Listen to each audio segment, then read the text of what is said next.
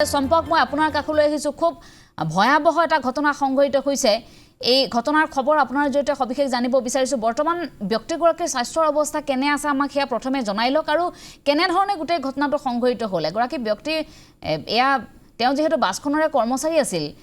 এনেকুৱা হ'ব পাৰে নেকি যে বাছখনৰে কিবা কামত তেওঁ জড়িত হৈ থাকুতে বাছখনৰ মেৰামতি এই ধৰণৰ কিবা কাম কৰি থাকুতে এই ঘটনাটো সংঘটিত হ'ল নে গুটেই ঘটনাটো সংঘটিত হ'ল কেনেকৈ আমি সেই কথাখিনি আপোনাৰ জৰিয়তে জানিব বিচাৰিছো হয় এঞ্জেলা এটা ভয়ংকৰ দুৰ্ঘটনা বুলি ক'ব লাগিব পুৱাৰ ভাগতেই এই যেটো দুৰ্ঘটনা এই দুৰ্ঘটনাত পতিত হৈ পেলাই ইতিমধ্যে যিজন লোক সেই লোকজনৰ ভৰিখন সম্পূৰ্ণৰূপে বিকল হৈ পৰিছে আৰু এখন ব্যক্তিগত চিকিৎসালয়ত ইতিমধ্যে তেওঁ যিখন ভৰি সম্পূৰ্ণৰূপে বিকল হৈ পৰিলে সেই ভৰিখন কাটি পেলোৱা হৈছে আৰু এটা সঁচাকৈ ভয়ংকৰ দুৰ্ঘটনা যিখন অৰ্টিভ বা অৰ্থাৎ উজনি অসম অভিমুখী যোৰহাটৰ এই যিখন বাছ এই বাছখন যোৰহাট দিশে গতি কৰি থকাৰ সময়তে এই যেটো ভয়ংকৰ দুৰ্ঘটনা এই ভয়ংকৰ দুৰ্ঘটনাটো সংঘটিত হ'ল আৰু জানিব পৰা মতে যিজন লোক দুৰ্ঘটনাত পতিত হ'ল সেই লোকজন বৰ্তমান সময়ত জিএমচিত অৰ্থাৎ গুৱাহাটী চিকিৎসা মহাবিদ্যালয়লৈ লৈ যোৱা হৈছে তৎকালীনভাৱে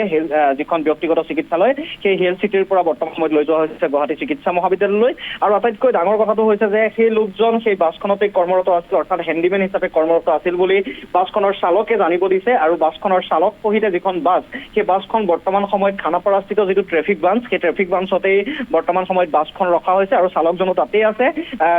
যিখন বাছ সেই বাছখন চলি থকাৰ সময়তে অৰ্থাৎ বাছখন যাবলৈ লোৱাৰ সময়তে এই যিজন লোক এই লোকজন হঠাৎ বাছখনৰ চকাৰ তলত সোমাল আৰু বাছখনৰ চকাৰ তলত সোমোৱাৰ পাছত এটা আমি আপোনালোকক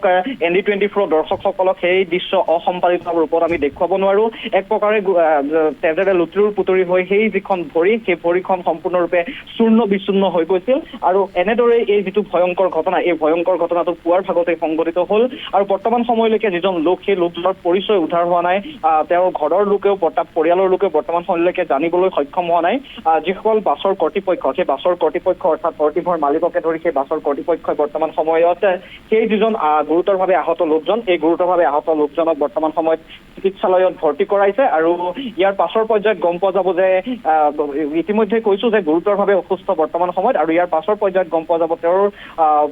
কেনেকুৱা অৱস্থাত আছে কিন্তু বৰ্তমান সময়ত ক'ব লাগিব যে এটা ভয়ংকৰ দুৰ্ঘটনা খানাপাৰাত সংঘটিত হ'ল পুৱাৰ ভাগতেই কাৰ ভুল বৰ্তমান সময়ত ক'বলৈ নাযাওঁ কিন্তু খানাপাৰাৰ যিটো স্থানত উজনিমুৱা বাছসমূহ ৰখোৱা হয় সেই উজনিমুৱা বাছসমূহ ৰখোৱাৰ সেই স্থানতে এই ভয়ংকৰ দুৰ্ঘটনাটো সংঘটিত হৈছিল চালকগৰাকীক সোধা পোছা কৰিছে নে আৰক্ষীয়ে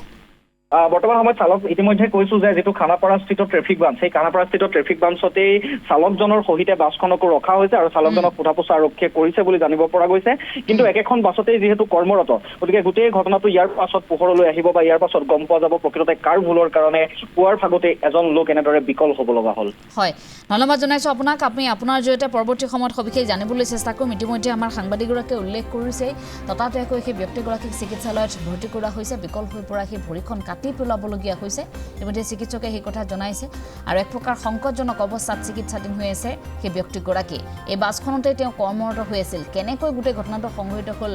এই সোধা পোছাৰ অন্ততহে আচলতে সেই কথাখিনি পোহৰলৈ আহিব ইতিমধ্যে বাছখন জব্দ কৰা হৈছে লগতে বাছখনৰ চালকগৰাকীক সোধা পোছা আৰম্ভ কৰিছে আৰক্ষীয়ে